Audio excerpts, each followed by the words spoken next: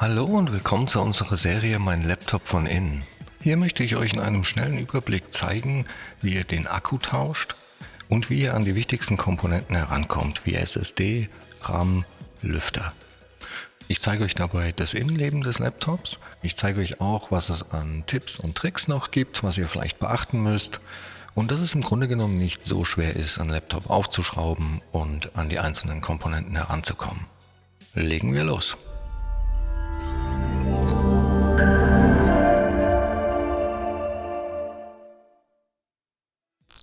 So, wir haben hier ein Lenovo aus der V-Serie und ich zeige euch auch gleich, wo ihr die genaue Modellnummer findet. Aber zuallererst trennen wir mal das Laptop vom Ladekabel. Die genaue Modellbezeichnung finden wir bei diesem Gerät auf der Rückseite und zwar hier. Und mit dieser Nummer findet ihr bei uns im Shop super einfach alle Ersatzteile, die speziell für dieses Gerät sind. Allgemein lässt sich noch zu dem Gerät sagen, dass ein Displaytausch theoretisch nur über den Frontrahmen möglich ist, also den Frontrahmen lösen. Allerdings ist es hier so, dass das auch verschoben werden muss und es dadurch einfach besser ist, oder eigentlich muss man hier die ganze Einheit abbauen, um das Display zu tauschen, aber auf jeden Fall gibt es das Display einzeln. Tastatur und Touchpad kommen beide mit dem Topcase. Um das Gerät jetzt zu öffnen, muss man als allererstes alle Schrauben lösen. Ich blende euch die auch im Bild ein. Und hier ist es so, dass die vorderen 4 Schrauben etwas kürzer sind als der Rest. Die sollte man dann also getrennt aufbewahren. Zum Öffnen habe ich hier ein Universalwerkzeugset benutzt. Das ist super praktisch, da sind alle gängigen Aufsätze und auch Schrauben mit dabei. Ich verlinke euch das auch in der Videobeschreibung, falls ihr da Interesse habt. Und ja, als Aufsatz nehme ich hier einen Kreuzschraubendreher und zwar einen PH0. So, dann wollen wir mal schauen, wo die Gehäuseunterseite eigentlich mit dem Gerät verbunden ist. Denn da müssen wir dann rein, um eine Öffnung zu finden. Und das kann man bei dem Modell auch echt gut sehen. Die läuft hier und geht dann einmal um das Gerät herum. Auch hier hinten.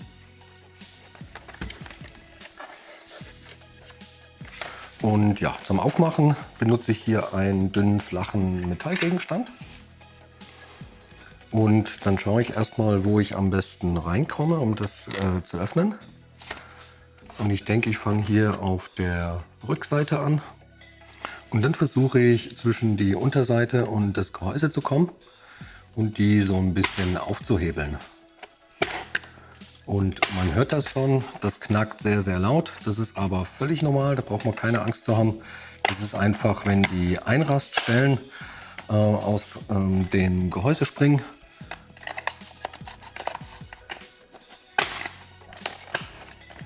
Und dann arbeitet man sich hier einmal um das Gerät herum. Man kann meistens auch schon mit den Fingern drunter fassen, da eine kleine Öffnung finden. Und dann kann man das oft mit ein bisschen Wippen schon aufmachen. Sollte das mal nicht ganz so gut gehen, dann macht man einfach genau mit der gleichen Technik weiter. Hebelt das einfach noch mehr auf. Und dann kann man ab einem bestimmten Punkt das dann einfach nach oben hin abziehen.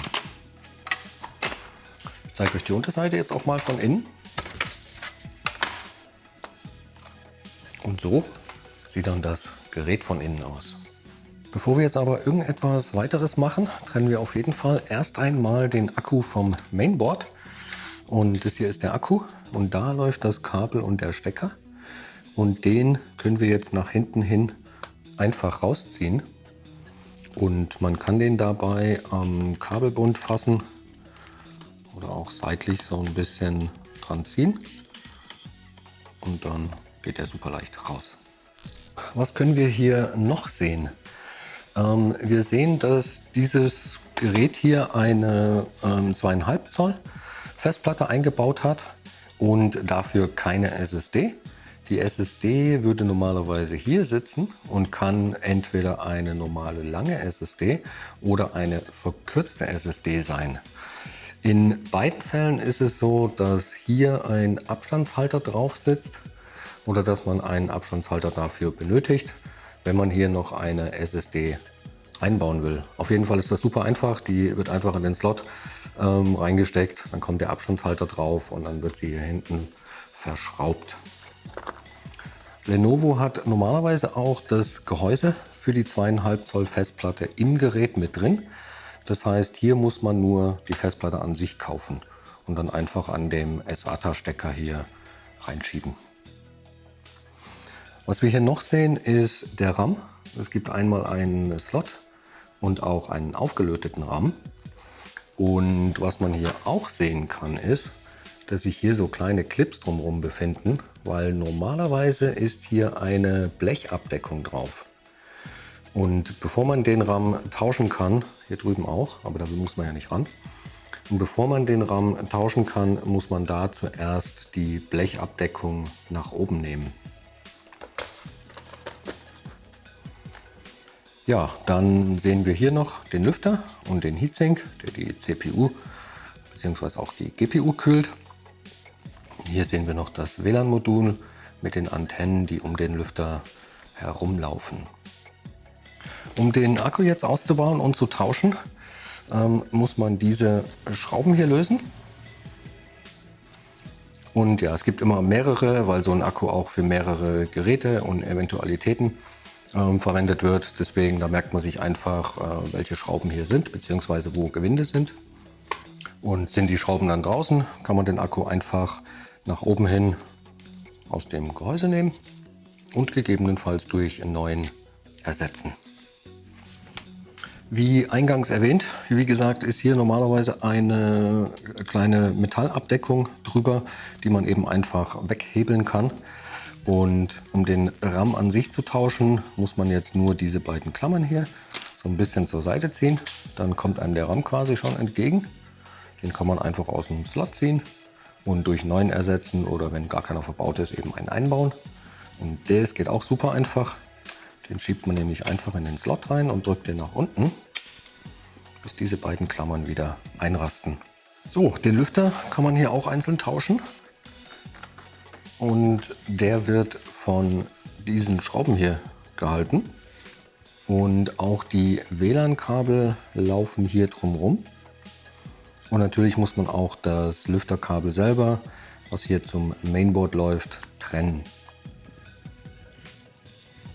Ja, diese Schraube hier ist ein bisschen anders. Das heißt, die legen wir getrennt ab. So, jetzt mache ich erstmal das Lüfterkabel ab. Und die Kabel sind hier relativ dünn. Die werden zwar an so einem Kabelbund zusammengehalten. Ich werde trotzdem nicht dran ziehen. Eher versuchen, den Stecker seitlich direkt zu greifen. Und dann hier mit ein bisschen noch rütteln und wackeln. Da kann man eigentlich ganz gut runtergreifen. Dann rauszuziehen. Genau so. Und dann kann man den Lüfter einfach aus dem Gehäuse nehmen. Wie gesagt, man muss die Kabel vom WLAN-Modul hier noch rausnehmen. Und ja, da ist mir jetzt genau das passiert, was ich auch noch zeigen wollte. Den Lüfter, wie gesagt, kann man dann austauschen.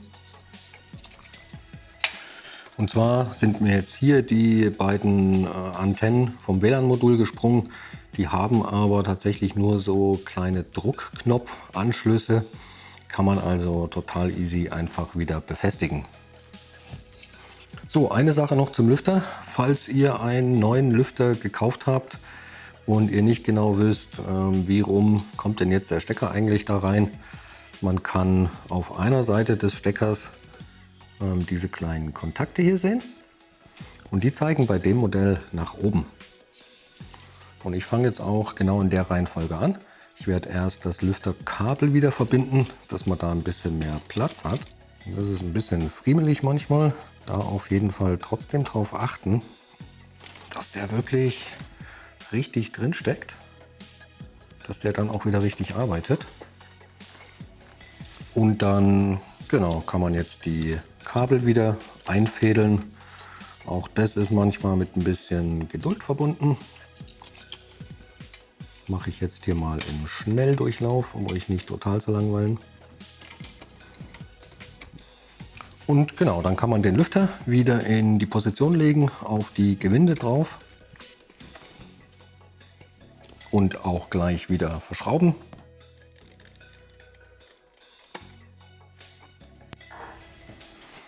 So, auf dem WLAN-Modul kann man hier diese beiden Markierungen sehen, einmal hell, einmal dunkel. Das entspricht eben natürlich auch genau den Kabeln hier. Und dann positioniert man den Stecker über diese Anschlussbuchse und drückt den dann nach unten. Und man spürt immer sehr, sehr gut, ob der jetzt wieder sitzt oder nicht.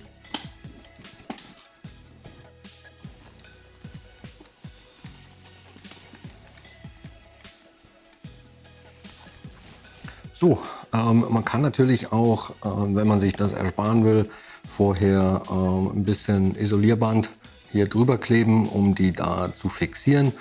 Dann springen die entweder gar nicht raus oder nur sehr schwer. Ich wollte euch das jetzt einfach nur zeigen, dass das kein Problem ist, wenn sie mal rausspringen. So, den Akku kann man einfach wieder hier auf diese Stellen legen. Der hat hier so kleine Halter. Das macht das Positionieren super einfach. Hier, das kommt über die Halterung von der 2,5 Zoll. Also passgenau, wackelt nichts. Dann braucht man den einfach nur noch wieder zu verschrauben.